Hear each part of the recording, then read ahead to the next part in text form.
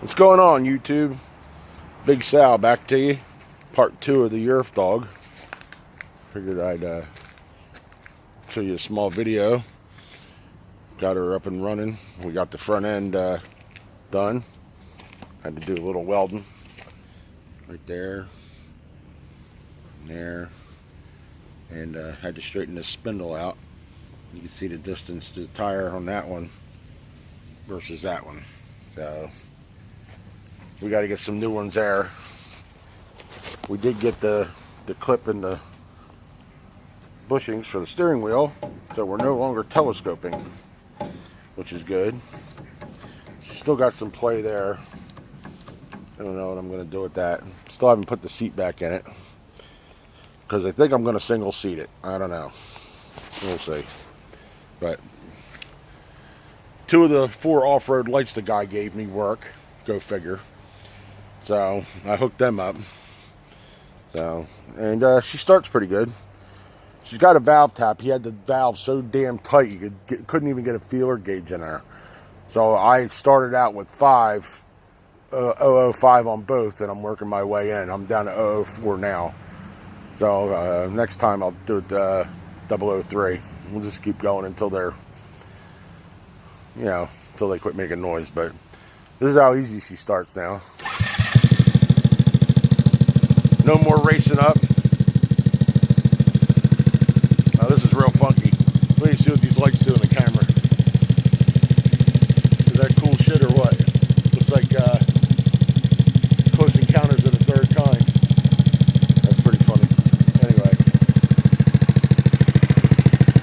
Now you can hear her run. Like I said, she's got a little tap.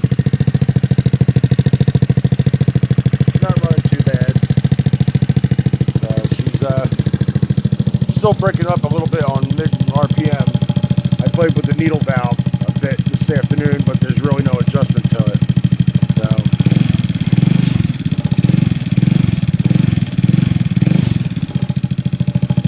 So like I said, she's not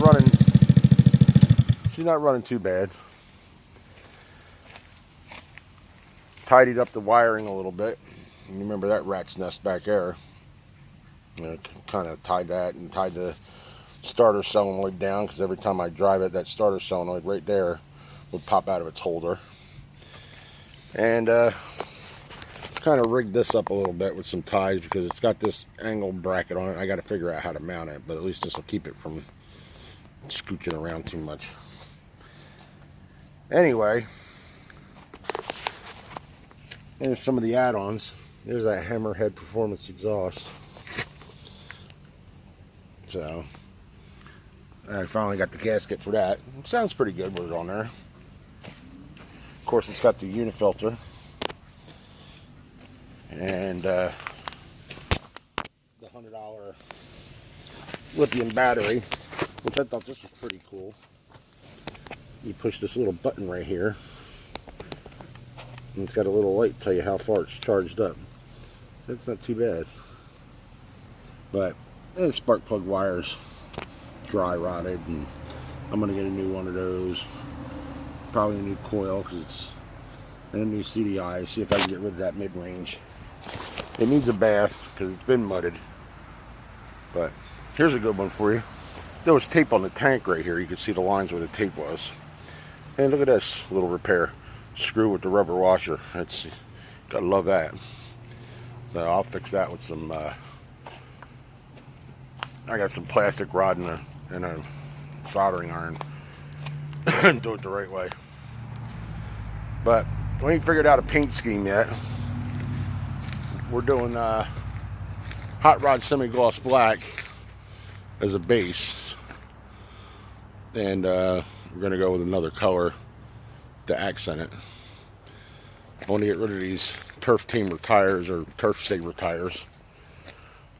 And get some off-road meats on there. And I'm just going to keep at it. It's getting better. I'm going to take the pressure washer to it this afternoon and try to get a little bit cleaned off so I can actually see what's up. So and jumped that brake switch that was there when you had to push up the brakes to get it to start. So I kind of got rid of that. Thinking about single seating it. Not real involved with these Homer bucket seats in here.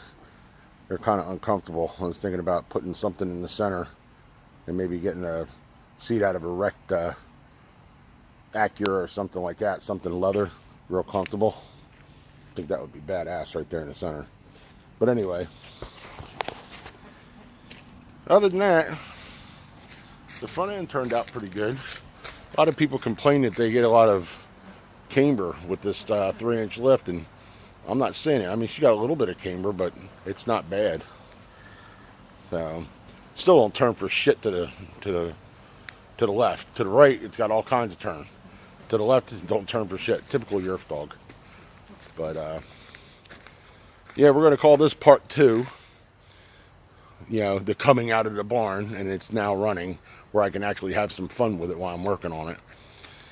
And I'll keep you guys up to date as I do some more work on it. And I guess next is going to be paint and getting her to look half decent.